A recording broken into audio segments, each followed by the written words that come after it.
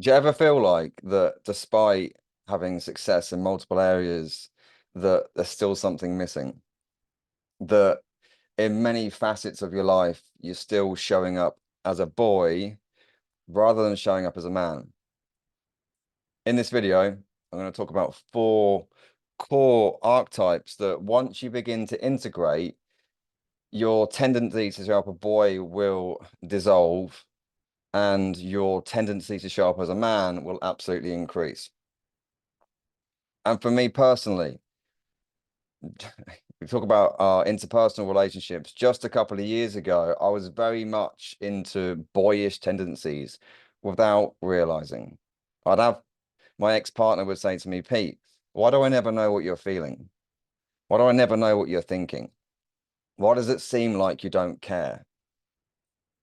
Why are you so emotionally detached or avoidant?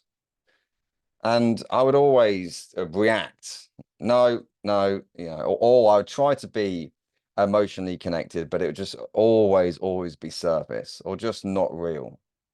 I was detached. As soon as I started to integrate what we're going to talk about today, that actually my capacity to provide emotional support fucking absolutely 10x. And it's super important for a man to be able to lead the emotional support in a relationship. That is what a woman is looking for. That's what a partner needs in a relationship is a man to be able to hold that space and have capacity and structure to do so. iPad pen, we're going to get into some sketching.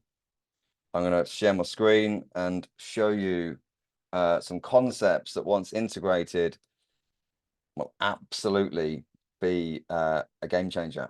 Right. Bear with as we come into Zoom.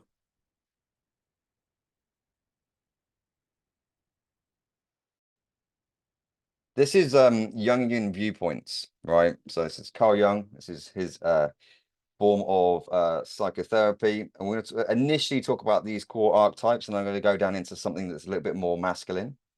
So, four core archetypes, one, two, three, and four. We'll actually start with number four down here, the ego, the persona. The persona or our ego, this is something that we begin to create when we're little, going through our boyhood into teenage years, into 20s, 30s, and 40s, and so forth. And we are essentially, we put masks on because we want the world to like us, right? So example might be that when we're a little boy, we throw a tantrum at home and our parents, mum, dad says, hey, Pete, don't throw the tantrum, don't throw your toys out the pram, don't do that, behave. So then I begin to go, okay, well, I can't express emotions or I shouldn't throw tantrums when I'm upset or whatever, just as a little boy. So what I'll do is I'll stop doing that. I'll just put a mask on, right? I'll begin to hide my emotions. Or it might be at school, right? At school, the teacher says, hey, Pete, this is a maths lesson. Stop drawing, stop doodling in your workbook. Right, this isn't the time to do that. Stop your creativity. Okay, so I might then put a mask on there and go, oh, shit, can't be creative. Right, so I'll put that to a side. And we do this over and over and over and over and over through for our teenage years, for our younger years. And we start to put masks on. And then over time, these masks become our identity, right? They become our personality. Parents, society, teachers, and so on and so on. We put these masks on because we want the world to like us, to accept us. We go up to this one here, number one, the shadow. So this is the second archetype, right? The shadow is the area where we compress, repress, suppress the both our dark and our light. So the things that we believe that the world doesn't want to see, maybe that is our anger, maybe that's our rage, maybe that's our sadness, guilt, shame. We can put that into our shadow. We can put it into our dark, right? We can also put our great things into our shadow, just like Pete, stop doodling in your notebook. Your creativity, I might actually put my creativity into my shadow. So it's both dark and light. It's both the bad things and the good things can go into that, right? And we suppress them. And later in life, these things can come out spontaneously, or they just seep out within our personality. But when we're not controlling them, they come out uncontrollably. Okay, this one here, anima, animas. Your masculine and your feminine.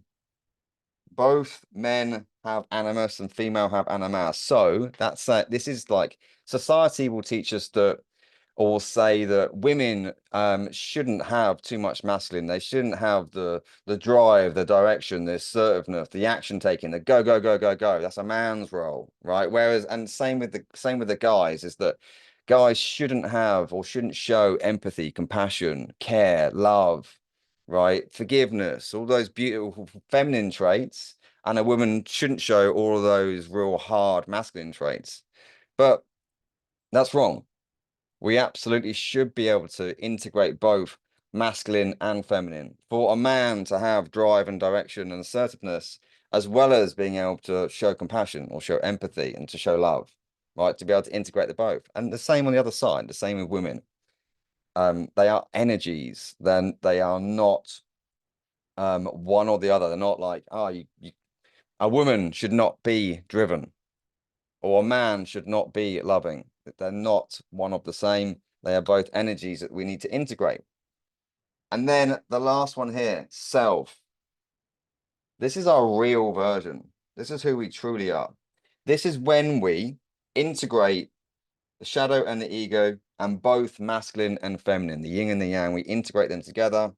We start to bring out our shadow, and we start to remove the masks. We start to essentially take part the ego. And once we start taking apart that, we can integrate ourselves and become our true, authentic self. This is where we want to go. We want to get to here.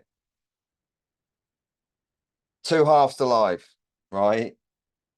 And the older that I'm getting, so I'm in my late 30s, the more that I am seeing this and the more that I can see this showing up. So two halves to life. The first part is very much our ego part. It's very much to do with our persona. We are wanting the world to like us. We're going after status, power, right? We're going after the hedonistic, because we think that's what the world will accept us for if we get that, right? And then the second half of life is when we really stop giving a fuck, right?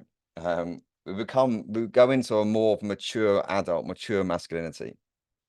First half, insecure, immature teen. It's actually like, let's doodle here. It's actually like we're climbing two mountains. So first half of life is this here, right? We're climbing this mountain, right? This mountain is very egocentric, right? We get to the top of this mountain here. 30s, 40s, a lot starts happening in your 30s, a lot starts happening when you get into your 40s. And we really want to now at this stage actually start shedding this first mountain and realize that there is a second mountain. And this second mountain is where we start essentially killing the ego, right? Taking off the mask, killing the ego. And this is where we integrate the self, right? Second half of the mountain.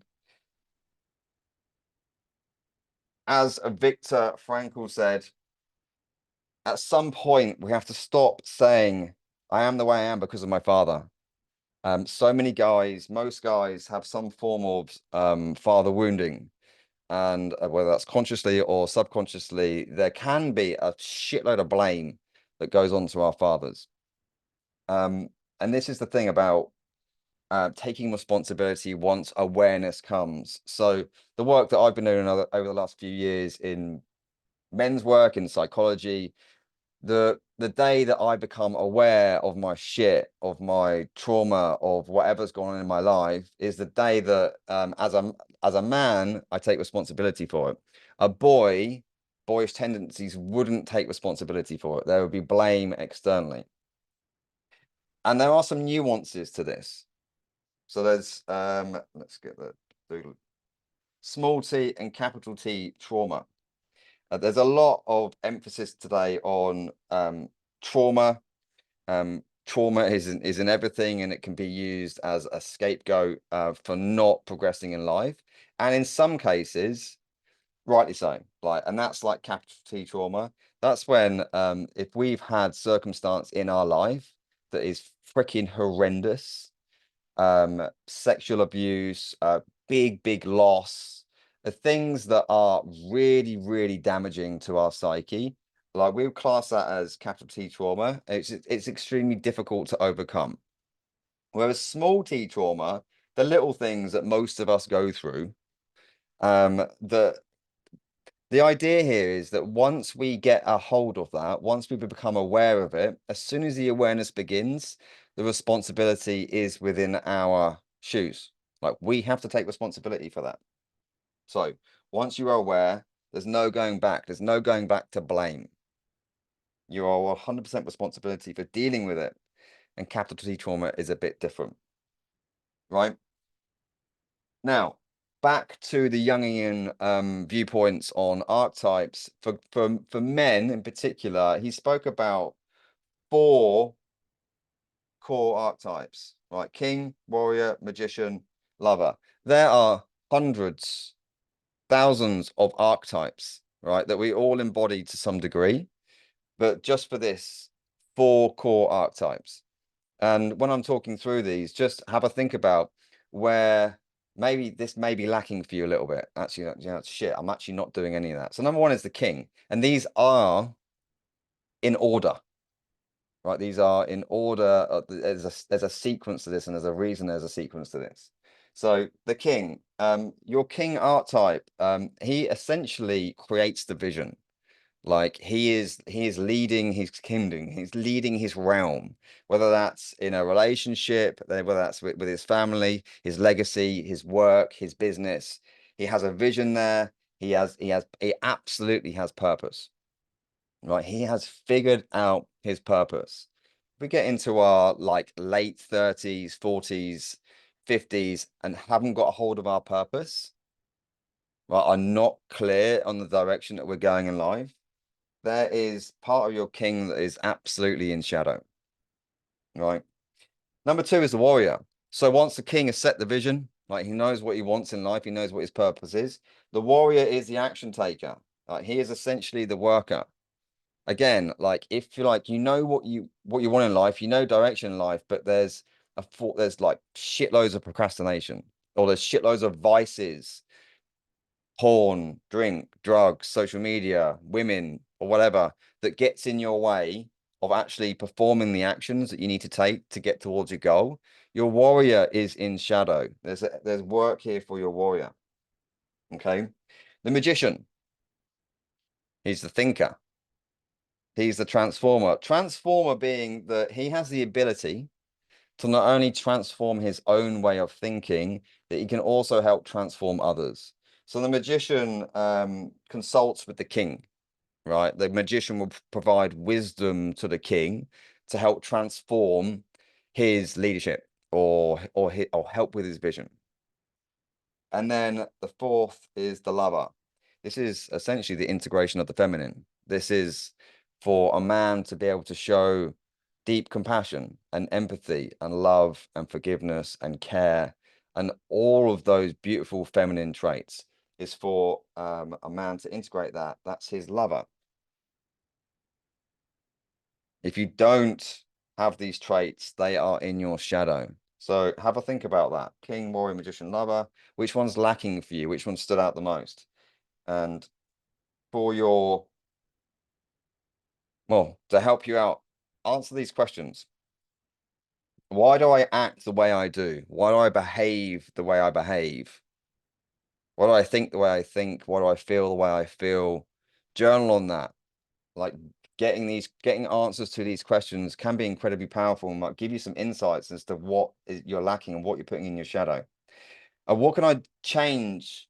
What can I do to change the unhelpful and unwanted behaviors? So, example, if you know that in your relationship you have unhelpful behaviors, maybe there are vices, maybe you watch too much porn, maybe you're very reactive when your wife says something like, why? Why? Or what are you doing that for? And there's a reaction there that's actually a very unhelpful behavior. And what can you do to change that? Because the boy avoids it. The man takes responsibility for it. He gets a hold of it. He's like, no, I know I've got a problem here. And I've got some shit to sort out. Let me actually just like face that and get a hold of it. Look at how you are expressing each archetype. Okay. That's today's lesson, team. This essentially has come from some of the work that we're doing on the Awakened Man. This is a small breakdown of hours worth of conversations on on deep archetypes that we do on the Awakened Man. Hope you enjoyed it. If you want more trainings like this, let me know and I'll go way deeper. I can go way deeper on King, Warrior, Magician, Lover, break down each individual one. Let me know if you fancy that. If you enjoyed it. Until next time, catch you later.